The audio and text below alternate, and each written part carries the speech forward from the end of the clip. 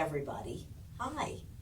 Welcome to Lunch Break with ATI, our noon podcast. I'm Cindy Collins, one of the co-founders here at Actors Theater of Indiana, the professional resident theater company at the Center for the Performing Arts right down the street. We do our podcasts right here in our offices on 3rd Avenue. So thank you for joining us.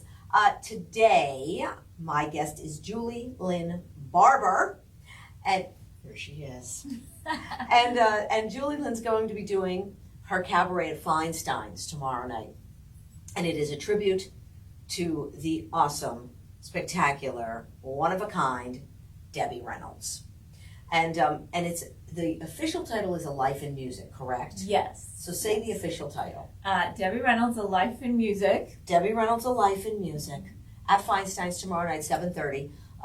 And just before we start chatting, if you would like to get tickets, go to their website, feinsteinshc.org, I believe. Oh my gosh. Or you can call their box office. However, you can find all this information about ATI Live at Feinstein's on our website, atistage.org, and it's right on the main page. You click it goes right to the Feinstein's website, and you can see everything that's on sale. Hello, like tomorrow night. And this is part of our ATI Live at Feinstein's. We present one artist a month, local artists like Julie Lynn, and our pals from New York. We bring them in. So it's a nice mix. So local and our friends from the East Coast. So that is tomorrow night. Now, okay, so let's talk about this a little bit. Okay. About Debbie. Because growing up with her, I always liked her. Of course, the Singing in the Rain. I mean, that's the typical fame for her. You know what I mean? That's how most people know her. I've watched her after that. You know, she was so young, 17, I believe, in that movie. Mm-hmm. 17 years old. Who can do that? 17. I mean, she was obviously born to entertain. Yeah. And she did a few things before that, too. Little things. But like you said, vaudeville. Yeah. She did vaudeville. And a lot of those performers, that's where they came from. That's where a lot of those performers came from who started to make movies and be on TV. In the 50s especially, all the people on TV were definitely vaudeville performers. Yeah. But transitioning over into the 40s and doing, starting to do the films, they all came from vaudeville, right? I mean, Bob Hope, you know what I mean? Milton Berle, Jack Benny, all those people, Fanny Brice, they all came from vaudeville. And Debbie was one of them. She ran the gamut. Film, TV, stage, right? Concerts. Yes, yeah. So tell a little bit about, first thing, why? Why do you want to do? Oh my goodness. Why do you want to present A Life in Music by Debbie Reynolds? You could do a million people, but why Debbie Reynolds? Well, I was amazed at how much stuff she has done. Right. And how much of it I knew and how much I didn't know about her past. Mm-hmm. So, I mean, I tell the story in the show about seeing her on a videotape that was like Stars of Broadway. And I went, who is this person I've never heard of before? And then when I found out it was Debbie Reynolds, that girl from Singing in the Rain, I was like, I cannot put these people together. Mm-hmm. And then albums. Some of her albums were the songs I grew up singing with my grandparents. No. And then there's some really like interesting and odd stuff like children's songs. And then Charlotte's Web. Well, that, right, because nobody knows it, right? She's Charlotte. Right. And so Debbie Reynolds is Charlotte. And as a kid watching that, you're like, oh yeah, Debbie Reynolds. You know what I mean? Yeah. You're not really putting it together. Then when you get older, you're like, oh my gosh, hello, Debbie Reynolds was Charlotte. Yeah. Such an iconic movie that I watched every year. And then Grace's mom on Will and Grace. So, like, people know, or some people just know her as Carrie Fisher's mom, Princess Leia's mom. That's exactly. Wasn't she on Will and Grace? Wasn't that episode she put the cough drops, the sucrets in the martini? Was that her? She's because Karen's like, what's this in the martini? It tastes so good. I just can't imagine the set with the two of them on it. Oh, at the same right? time. It would have been a vaudeville routine. Exactly. She was a pistol, and she was a real pistol. But a gracious person. So I understand. Yes. Very gracious. Yeah. Old school, worked hard. The old school Hollywood, where they were troopers. Their work ethic was exceptional. Yes. Exceptional. Going back to Singing in the Rain, was not really a dancer. No. Gene Kelly taught her all that, and she worked her butt off Yes. and came across fantastically. But I'm sure she was very intimidated by being with Gene Kelly and O'Connor. Yeah. You know, dancing with them. I don't know. She had guts, that one, in her life too. Yes. And You that know? was something that drew me to her as a human being was she is such an extrovert, but always she knew who she was, like from the age of 16. Mm-hmm. She knew who she was and kind of what her boundaries were and her value system was. Mm-hmm. So she could avoid all of those kind of pitfalls of the Hollywood life. Yeah. I mean, sometimes other people dragged her into them. Well, let's not talk right. You know, Eddie, Yeah. and So Liz. we do that like whole discuss scandal. that a little bit. Yeah. But That was a big deal then. oh yes. She was America's sweetheart, and Liz was the vixen, and stole Eddie. And her plan was you You know. grow up, you get married, you have Of kids. course. So maybe Yeah. even the film career would go by the wayside, and she couldn't work on Wednesday nights because that was Girl Scout night, and she was the Girl Scout leader for her troop, for Carrie and her stepdaughter. So that night was just off the table. So, Right. And I love that. Yeah. And her show, when they were playing commercials for cigarettes, she said no commercials for cigarettes on the Debbie Reynolds show, and Good for they her. ran them, and she said, well then I'm out. Wow, good for her, because Yeah. that was a huge. Yeah. Cigarettes were it. They thought, oh, Yeah. no, it'll be okay. Go ahead and do it. And she said, no. Good no. for her. Good for her. Well, yeah, and she was like kind of ahead of her time in that way. Yeah. And a woman who, like you said, knew who she was.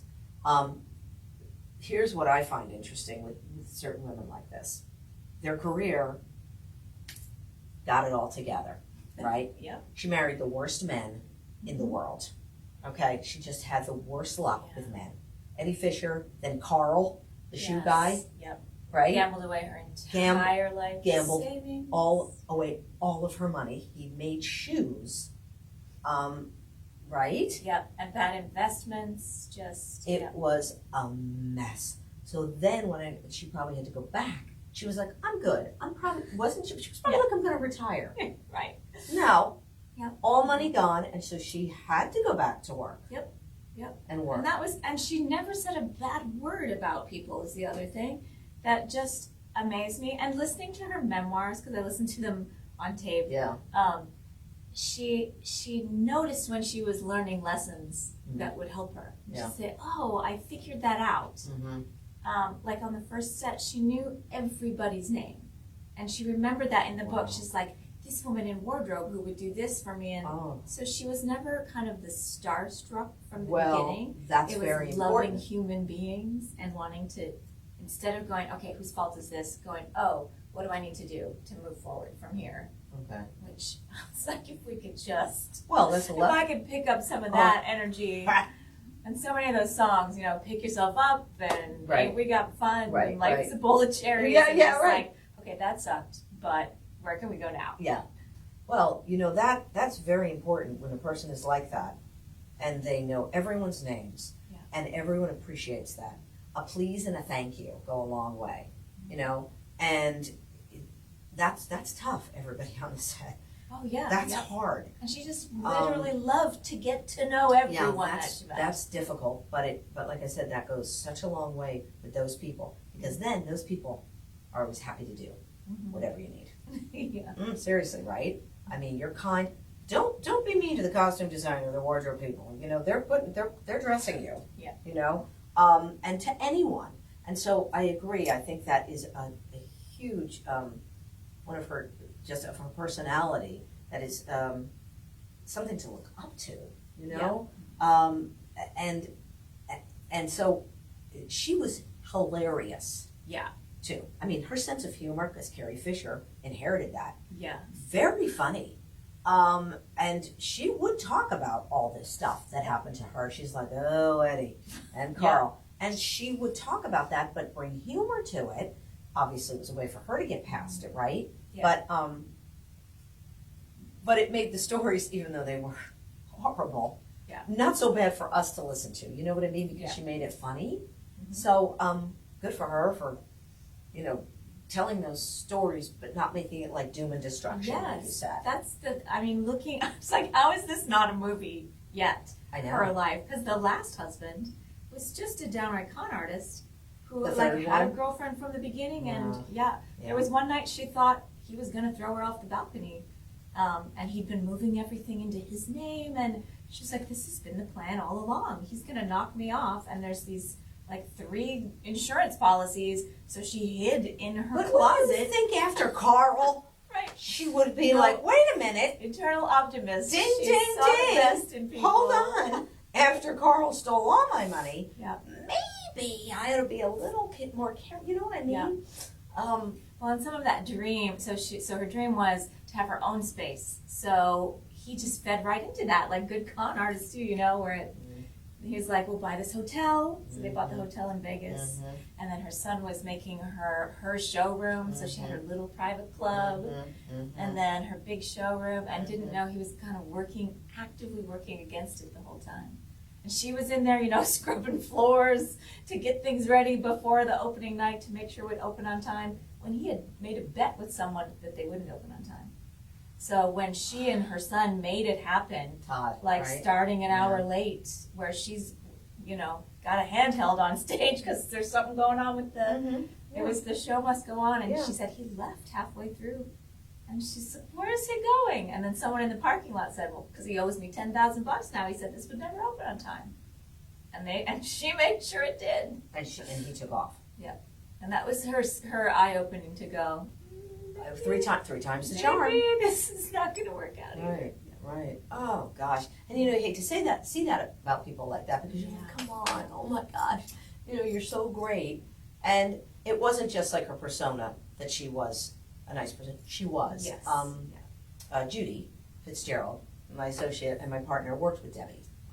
They toured together, and she said out of all the people on that AMC tour, she's like, of course Debbie Reynolds was our favorite. Of course she was our favorite because she would socialize with us. We'd go out with her.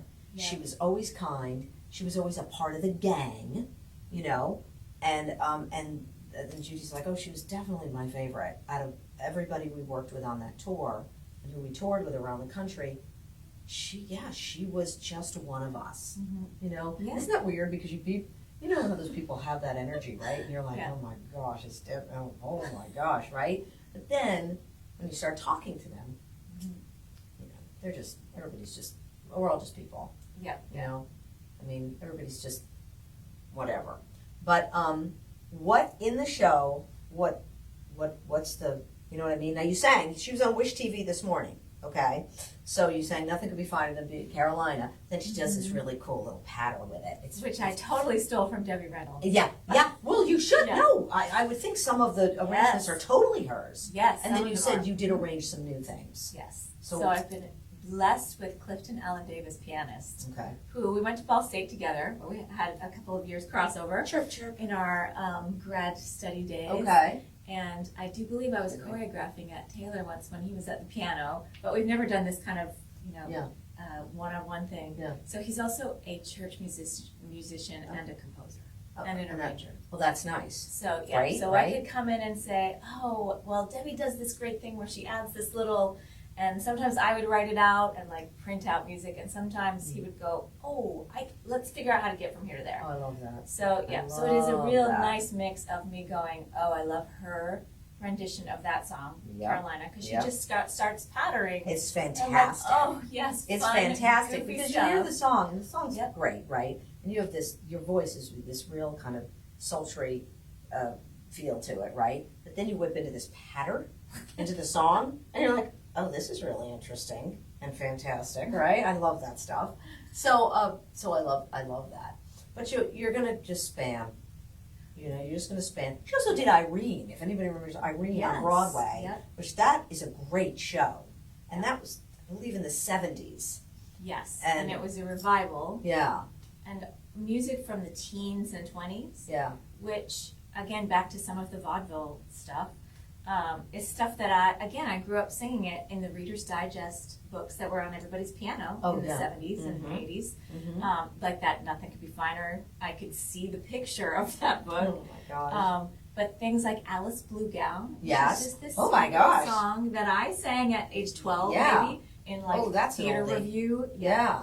And what else from that? I'm Always Chasing Rainbows. Yeah, Is an that's old a good one vaudeville too. song. What about anything from Unsinkable, Molly yes. Brown? Because she Do a did that little- film, Unsinkable Molly Brown. A little medley. Yeah.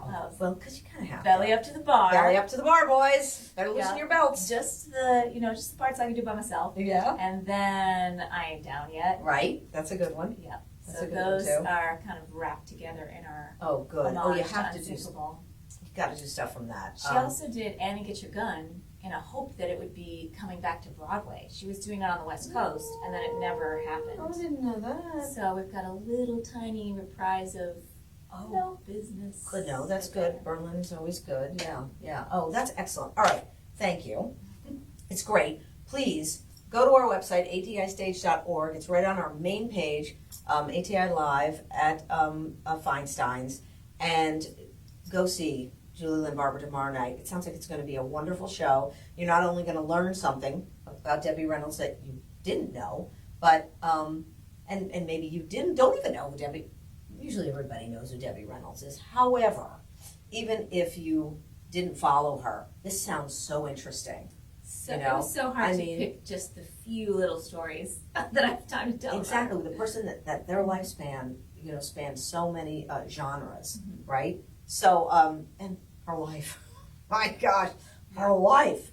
So, and you're right. Where's the movie, right? Yeah. Oh my gosh, but yeah, I think it's going to be really interesting. You're learning, you're hearing stories, you're hearing great music, all the way from vaudeville, all the way into Unsinkable Molly Brown Yep. and Irene and more of her contemporary stuff. Yeah. So you're spanning all those decades, right? And some good old Great American songs from all of her Well, fundraising and Great concert. American Songbook, which is Yeah. always very important. Great American Songbook, of course, because it goes together with Feinstein's. And one top Billboard, one Billboard hit Oh, really? chart topper that she had Really?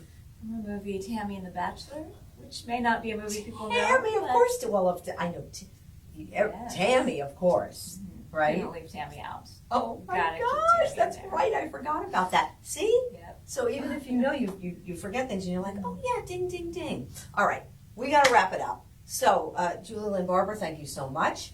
Thank you, Cindy Collins, co-founder of Actors Theater of Indiana. Thanks for joining us today for Lunch Break with ATI. And I have one of Debbie's wigs here just before we go because I will not wear this. she tomorrow was night. pretty, and she will not be wearing a wig. She will look as her beautiful self because it is a tribute to Debbie. But later in life, she really got famous for wearing all kinds of wigs. And let me tell you something, she wore them well. Uh-huh. She had some exceptional wigs and wig designers. All right, so on that note, toodaloo, thank you so much, and we'll catch you next week. Bye.